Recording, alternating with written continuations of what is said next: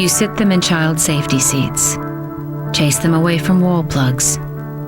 You don't let them swim without a buddy, or until an hour after they eat. You bundle them when it's cold, and come the instant they call.